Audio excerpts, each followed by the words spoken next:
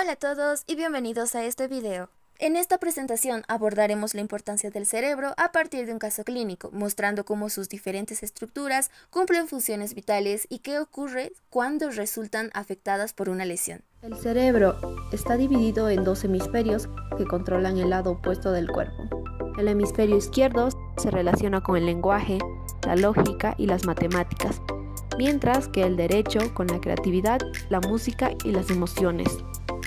La corteza cerebral, formada por materia gris, procesa la información sensorial, motora y las funciones cognitivas. El cuerpo calloso conecta ambos hemisferios e integra la información. Por último, tenemos los lóbulos. El lóbulo frontal, que controla los movimientos voluntarios, la planificación y la regulación de la conducta. El parietal procesa la información sensorial como el tacto, la presión, la temperatura y el dolor. El temporal se relaciona con la audición y la memoria, como también de la comprensión del lenguaje. Y por último, pero no menos importante, el occipital, que tiene una función principal, que es el procesamiento de la visión. Ay, sí, como te digo, mira, pero ya, bueno, estoy en el segundo piso. Ay, ya llegó el estorbo. Ya, un momentito. Neta, yo tengo que confesarte algo ya desde hace 2 meses que estamos guardándote algo los dos. Sí. ¿Te conoces, Nicolás? Sí, definitivamente. Pues ya no te considero que eres un segundo plano porque eres conmigo. Pero eres mi amiga, ¿cómo? Espera, te tengo que explicarlo. ¿Te acuerdas de la fiesta que tuvimos con Yasmin? Sí. Mira, cuando te fue a dejar a tu casa y todo eso, regresó y se quedó conmigo. Y prácticamente la pasé la noche con él. Me casé con él. Pero ¿cómo me puedes hacer eso? No, pero es que, a ver, tienes que entender.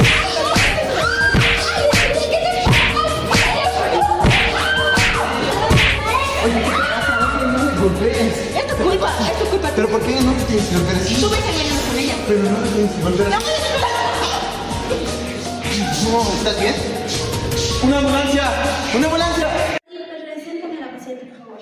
Paciente femenina de 19 años de edad, presentará con un objeto sólido, antecedentes, no presenta alergias, tampoco antecedentes patológicos, presenta hipertensión, bradicardia y braquipnea. En la escala de Glasgow salió con un puntaje de 7 puntos.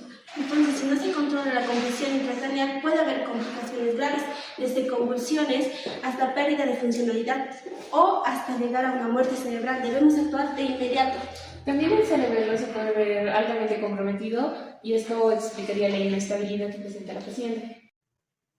Analizaremos la correlación entre las áreas cerebrales y la lesión en un caso clínico. La paciente es una joven de 18 años que sufrió un traumatismo craneoencefálico tras recibir golpes en la cabeza con un objeto contundente, el cual le ocasionó lesiones a región frontal, occipital, temporal y parietal. Es importante saber que el cerebro se organiza en lóbulos, cada uno con funciones específicas. Cuando ocurre un traumatismo, las lesiones en cada área se traducen en síntomas clínicos distintos, dependiendo de su localización. Tenemos al lóbulo frontal. El lóbulo frontal se encuentra en la parte anterior del cerebro. Su función principal es el control del movimiento voluntario, la planificación, la conducta y el lenguaje en el área de Broca. En la paciente, el golpe en esta región podría provocar déficit motor, cambios de conducta y dificultad para hablar si se afectó el hemisferio dominante. También está el lóbulo parietal. El lóbulo parietal se encuentra ubicado detrás del surco central. Se encarga de la sensibilidad somática, la integración de información táctil y la orientación espacial. En el paciente, la lesión en esta zona podría generar pérdida de sensibilidad, desorientación en el espacio y dificultad para reconocer objetos al tacto. También tenemos al lóbulo temporal. El lóbulo temporal está localizada en la región lateral bajo la cisura de Sibio. Sus funciones son la memoria, la audición y la comprensión del lenguaje. En el paciente, los golpes en esta región temporal podría ocasionar amnesia, problemas para comprender el lenguaje y la alteración auditiva debido a su posición. También tenemos al lóbulo occipital. El lóbulo occipital está en la parte posterior del encéfalo. Su función es procesar la información visual en la corteza visual primaria, asociando así el paciente podría sufrir daños en la visión, pérdida de campo visual y dificultad para reconocer las formas y colores. Por eso es importante actuar de inmediato debido a la importancia del funcionamiento y organización del cerebro. En cuanto a las estructuras internas y el tronco encefálico, tenemos al tálamo, hipotálamo, ganglios basales, cerebelo y tronco encefálico.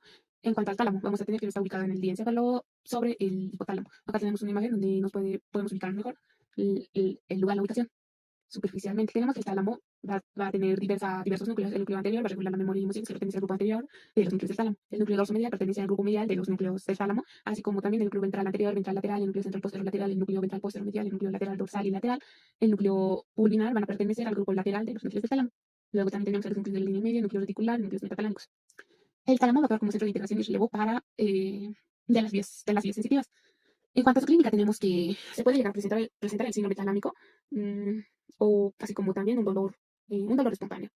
En cuanto al hipotálamo, su ubicación va a ser debajo del tálamo, en el tercer ventrículo. Él va a tener diversos núcleos, como que lo podemos observar, y en estas imágenes podemos ver la ubicación de todos los núcleos que ya mencionamos acá. En cuanto al, también es considerado el centro integrador neuroendocrino y vegetativo.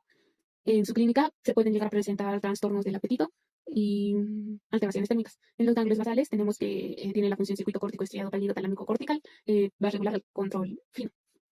Tiene el núcleo caudado, el putamen, globo pálido, externo e interno, el núcleo subtalámico y la sustancia negra. En esta imagen podemos observar cómo la situación de los núcleos mencionados. En cuanto a su clínica, vamos a tener que se puede llegar a presentar Parkinson, también puede existir la presencia de micaldismo, que es una lesión en el núcleo subtalámico. En cuanto al cerebelo, tenemos que está ubicado en la fosa posterior del cráneo, bajo de los hemisferios cerebrales, detrás del tronco encefálico.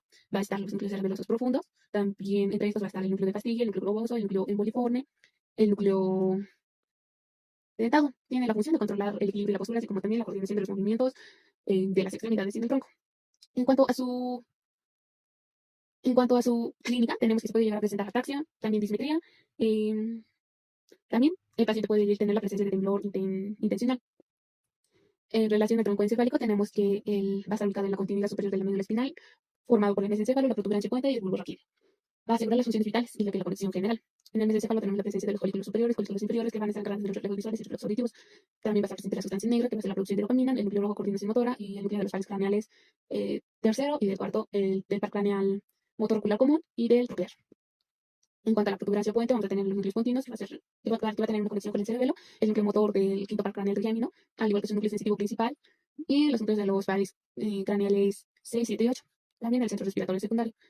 Por otro lado, tenemos al bulbo raquídeo, que va a tener los núcleos glaciales y coniformes, que van a ser encargados del relevo de la sensibilidad propioceptiva, el complejo olivar inferior, relación con el aprendizaje motor, los centros vitales, que son la respiración, frecuencia cardíaca y presión arterial, ritmo cardíaco, perdón, y los reflejos de tos, vómito y deglución.